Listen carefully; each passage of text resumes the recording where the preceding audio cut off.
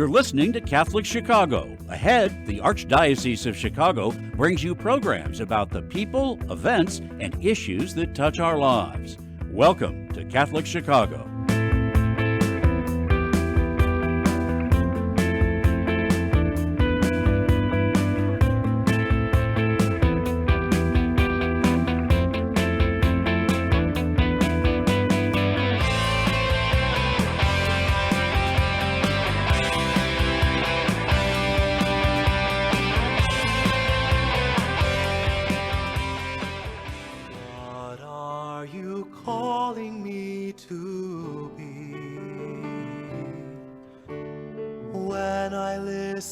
To my heart, I can hear you whisper, asking me lovingly to come and follow you. Here I am. Did I hear you call? Good morning. This is Dare to Love show here in the Archdiocese of Chicago. My name is Sister Lavina Pamet. I am the coordinator of Religious Vocation Ministries, and I also coordinate CAVA, which is the Chicago Archdiocesan Vocation Association. This is an association of vocation ministers to help out and support vocation ministry and vocation awareness in the Archdiocese, and most especially our discerners out there who might be hoping to respond, and those who are eager to find out what is God's call in your life. If you are a person who has recently been thinking, is there more to life? Is there something calling me out there? Am I hearing God's voice in my heart? And what should I do about it? What's even the first thing we can do about it? And so our special guest today is Sister Joyce Diltz, who is a poor handmaid of Jesus Christ. Good morning, Sister Joyce. Good morning. I'm just going to close my door because the air conditioning just went on. So to eliminate the noise there. Thank you. Yes, sorry about that. It's nice to be with you. Thank you so much for taking this time. Sister Joyce is a spiritual director. And Sister Joyce, if you can just go ahead and just tell us a little bit more about you. Perhaps start with, spiritual director with the Poor Handmaids, and then perhaps a little bit background, where you're coming from, or where you, how you even met your community, your own vocation story. So I am a spiritual director. I've really been a spiritual director for about 46 years. And I live in Hammond, Indiana, so not too far from Chicago. In terms of my own vocation story, I went to St. Monica's School in Mishawaka, Indiana, where I grew up, and the Poor Handmaids were the teachers in the school. So I met Poor Handmaids right away. Mm-hmm. I knew at a young age I wanted to be a sister, and I really thought the Poor Handmaids were pretty plain, ordinary, not very exciting. So I looked around. In 5th grade, I decided I should make a decision. I was rather precocious there. But there was a Sacred Heart Messenger. That was a magazine at the time, and they had a lot of ads for religious communities in the back. So I wrote away to all the communities that I thought enticed me some. You know, they were missionaries, they ran leprosariums, they did really exciting things. And I remember having so much mail that when I would walk home from school, a mile and a half, I would be reading all these pieces of mail I got about different communities. In the end, in 8th grade, we had a retreat, and I asked the retreat director, I said, well, how do I know what community to join? And he said, oh, the one you know the best and are most at home with. So I think that was maybe my first discernment right there. And his words were very wise, and I have shared those with many women since. Yeah, I really see that word a lot. I hear that at home, feeling like I just came home. And it was definitely true for me. And thank you for sharing that, because I think there are so many questions usually when someone discerns for the first time. And I think perhaps we can help dispel some of the myths and some of the misconceptions about it. But first of all, I think what would be good is, as a spiritual director and after 46 years, perhaps the most basic thing about what is spiritual direction. So, spiritual direction is a conversation. It's usually between two people, one of whom is quite familiar with the spiritual life and has some training in accompanying others as they grow spiritually. So, it's a conversation where one person comes to talk with a more seasoned spiritual traveler, in a sense, to get some help in noticing and cooperating with the ways that God moves and is present in the person's life. So that's really what it is. It's a conversation to help me as a directee, a discerner, to see where is God in my life. So someone objective can help point out some of those places that we might not see, and help us to respond more fully, more openly. Can look at kind of how am I responding, how am I not. So would the director or guide be able to counsel me? Although probably a spiritual director guide is not a counselor. It's different. So what is spiritual direction per se for people who are discerning or seeking, and what is it not? Perhaps that might be easier, so that because there are some misconceptions, misunderstanding about it. For sure. So in both cases, counseling and spiritual direction, we bring the stuff of our lives, events, relationships, kind of questions, soul searching. But in spiritual direction, the focus is our relationship with God. So how is God at work in these stirrings in me? What might God be inviting me to in this relationship I'm struggling with? Where's the blessing in a certain event that just happened? Whereas in counseling, we would go to talk about these things to get mental health help, to get encouragement for personal growth in a psychological way. So spiritual direction focuses on our relationship with God and our faith life. I think that's the easier thing to say. It's not about problem solving, which counseling would do more of. And that's the first thing I think that's the difference is you don't go to a spiritual director or guide to get fixed or to have solutions to a problem.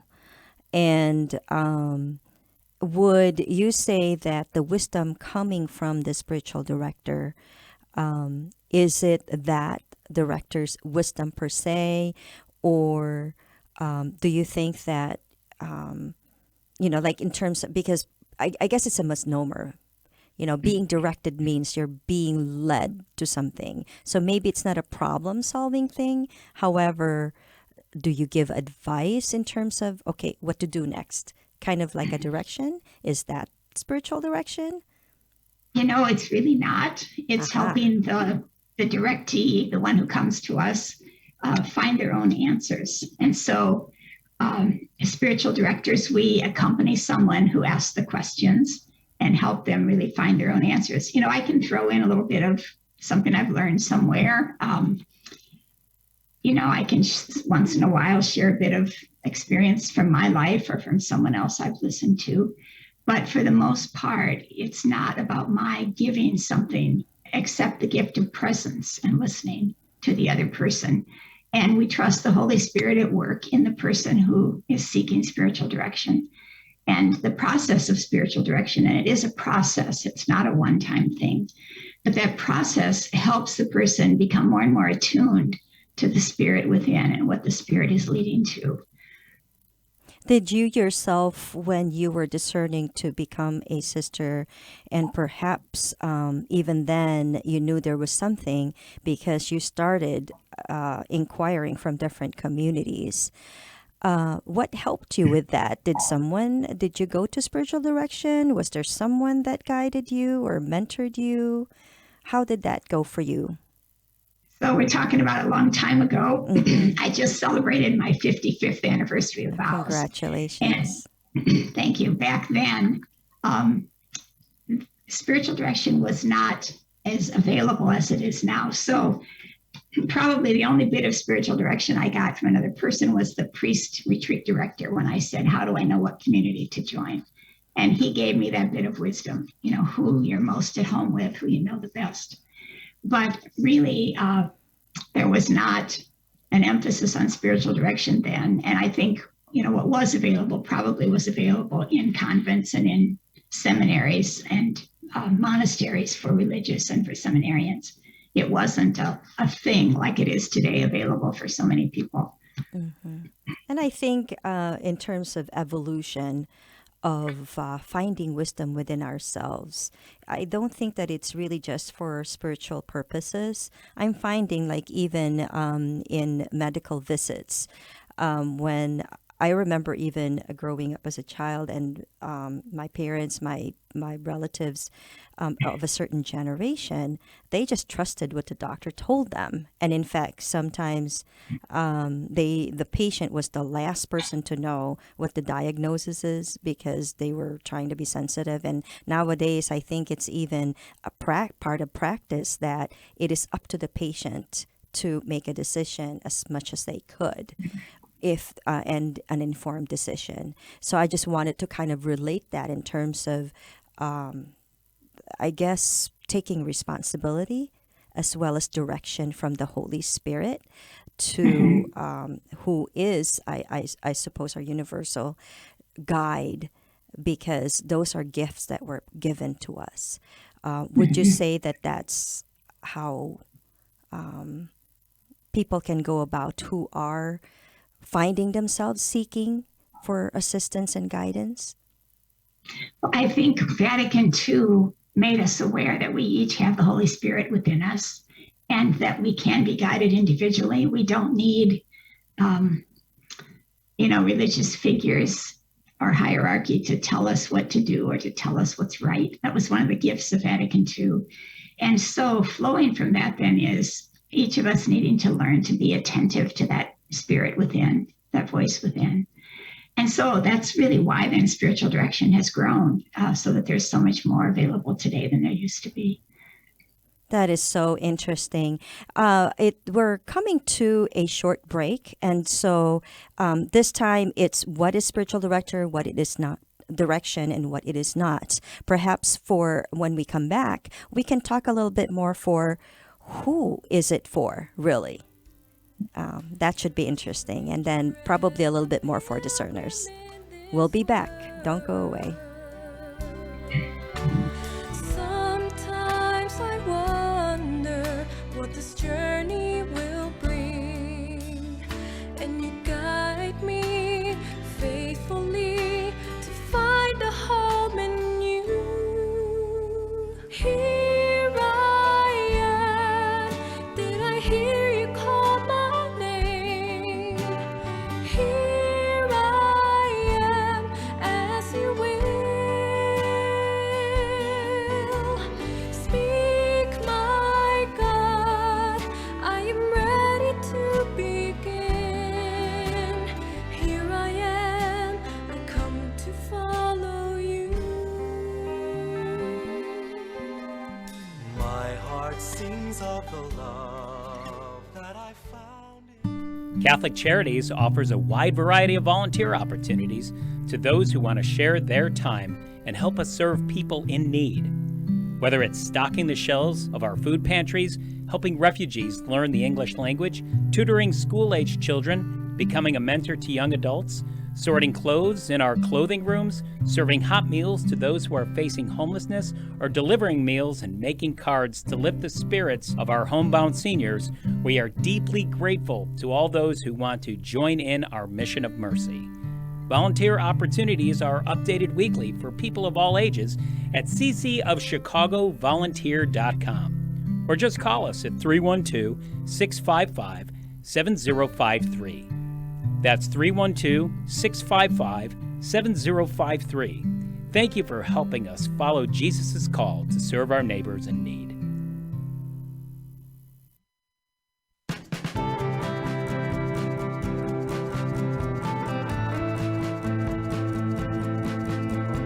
This is year 44 for me teaching. When I started here, there were teachers here that had taught me when I was a student. Now I'm the old person. Right now, I teach junior high math. I love when kids find what I'm teaching to be fun and they get it. I see that light bulb go off and it's a thrill. People are always amazed. What? You're here for 44 years? It's hard for me to believe, frankly. I love what I do. Every summer I think, oh, I miss the classroom. Even on the weekends, I think I can't wait to get back on Monday and teach those quadratic equations. Shape the next generation of leaders. Teach. Apply today at archchicago.org/schooljobs. Do you have an old bicycle that's not being used? Consider donating it to Catholic Charities Veterans Bike Project of Lake County. Skilled volunteers are refurbishing bicycles to make them safe and ready to be used by veterans to get to and from their new places of work. We also gratefully accept financial contributions that are used to purchase bike helmets and other safety accessories. Our veterans have faithfully served the United States, and now it is our privilege to serve them. For more information on the Veterans Bike Project of Lake County, call 847-782-4219. That's 847-782-4219.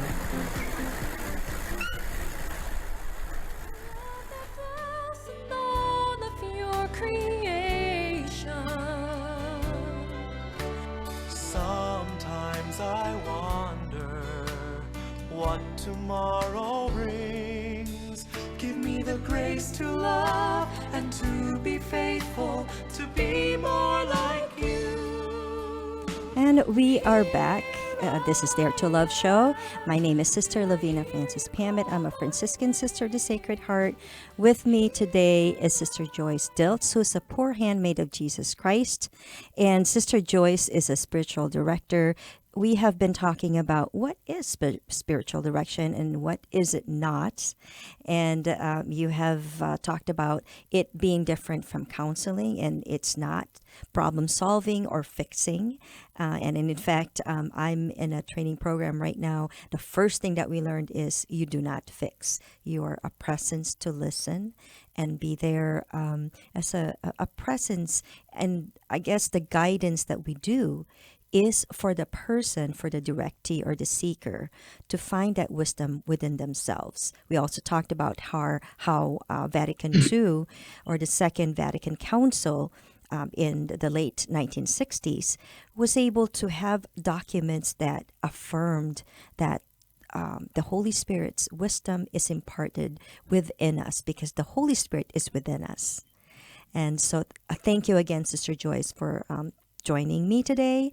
And I would like to just say, so spiritual direction or guidance would be another term, or directee for the person who is discerning, or another word would be a seeker.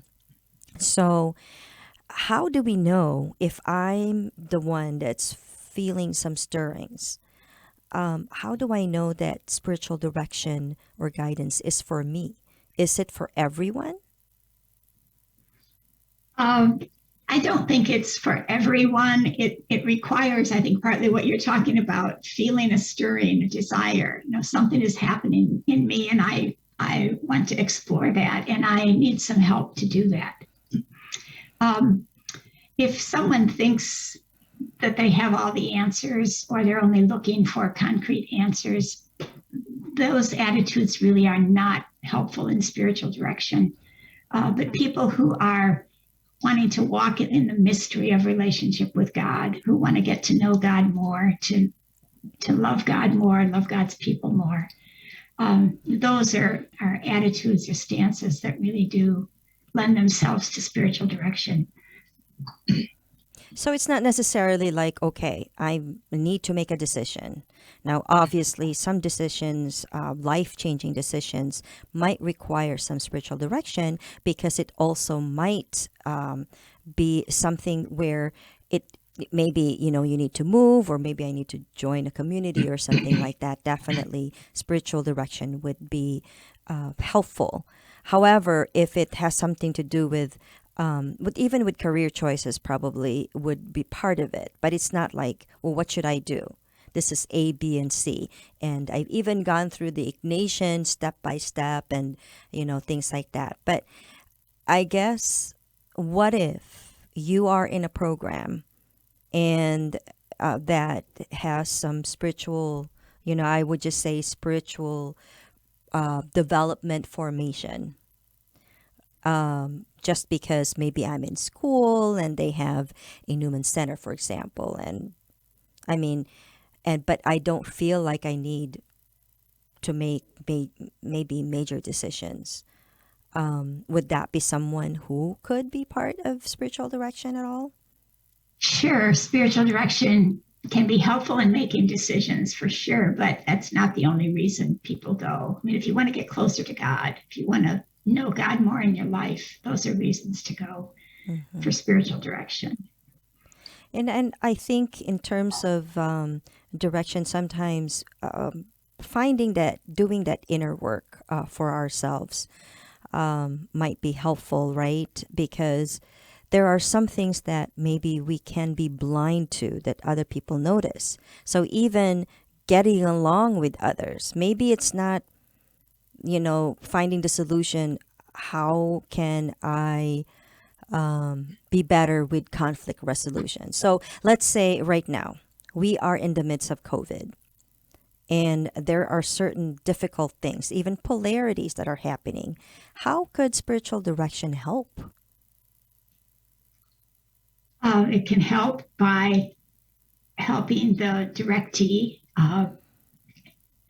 be attentive to what happens in you as you're in the midst of these polarities. What are you noticing? What are you feeling? What do you feel drawn to? And so the director can help explore those various movements or experiences. And in that way, the directee becomes clearer about what's happening in his or her life and then can make free choices. What about even choices about how to respond to another person, Right. Yeah. And I mean, definitely, I think in terms of exploring what is within us, sometimes that informs like what are the things that become pattern that we, some of our values and, like what really means most to us, right? The other thing I think is, so let's say I'm feeling a stirring and maybe something happened within me, either at church or in nature or an encounter or in a dream, whatever it is. And I just feel like the response I want to do is maybe join a community or be more active in church. How would spiritual guidance or direction help in that case? But partly it would help by looking at your whole life and how does this potential decision fit in the story of my life. So that's an important piece. I think it would also help the directee to become really free in terms of making a decision and looking at all the aspects. Why am I doing this? Why am I wanting to do it? Is it out of fear? Is it out of, I think it's going to build up my ego? Is it because I really want to grow closer with God? I really want to serve God's people, to explore all of that so that the directee can say, okay, this is why I'm doing it, or no, it's not really such a good idea for me, like I thought it was. And I think so this probably would be, with Saint Ignatius and the way that Saint Ignatius was able to formulate a bit of the discernment. Maybe you can help me with this, Sister Joyce, in terms of the decision or the choices that you're making, that it's not between something good and bad, correct? So Right. maybe if you're making a choice, it might be, if it's between two things, it might be they're both good. It's just that you kind of need some guidance which way to go, right? Well, you need help sorting out why am I feeling led one way or the other. I think looking at all the parts of ourselves that are involved in making a decision. So the spiritual director really will not say, okay, it sounds like this is what you want to do. But I'll say, okay, well, what do you hear in all the things we've talked about and all the motivations? What are you hearing from yourself? So the director never makes a decision for the person, never tells a person what to do. It's just the spiritual director helps kind of illuminate the question and all the aspects of it so that the seeker, the directee, can make a really good decision. Mm-hmm. So in terms of have you worked with discerners for like I guess when they're doing vocation discernment, and Yes. what would be helpful for those who might be interested in seeking a director at this point? Are you thinking about how to find a director? Is that what your question is? That would be part of it too, but as well as like how would someone even start? So, if you're already looking at a particular religious community and you have a relationship with someone in the community, you might ask them, who are some spiritual directors you know? I mean, if I, the discerner, really don't know any, that's one way. I think another way is if you've made a retreat or you go to a spirituality workshop and you really like the presenter or the retreat director, you might inquire, do you do spiritual direction? Would you have time to take me on? I would be interested.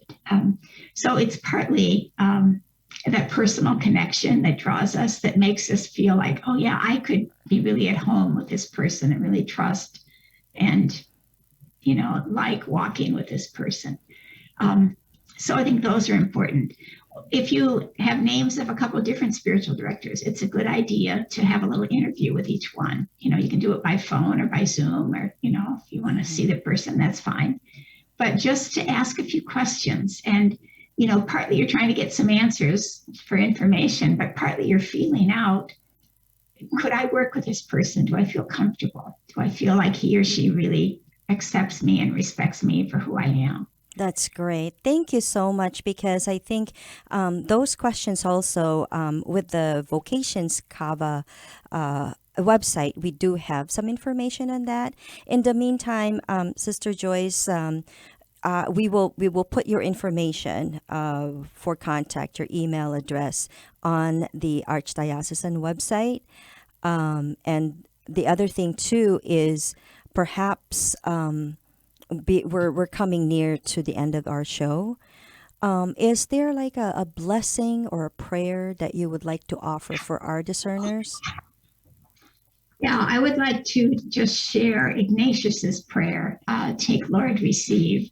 This comes in some ways at the end of Ignatius's discernment, when he's really ready to give himself completely to God. He prays, and we can pray with him. Take, Lord, and receive all my liberty, my memory, my understanding, and my entire will, all that I have and possess. You have given all to me. All is yours. Dispose of it according to your will. Give me your love and your grace. That is enough for me. Thank you. That's a beautiful prayer from St. Ignatius. And for those of you who would really like to contact Sister Joyce, if you can actually contact Kava, which is vocationskava.org at archchicago.org for the email, and for the website, it's vocationkava.org. Thank you again, Joyce, for joining us, and hopefully people will be able to find this discussion helpful if they themselves are discerning their vocation in life. Thank you very much. Blessings, everybody.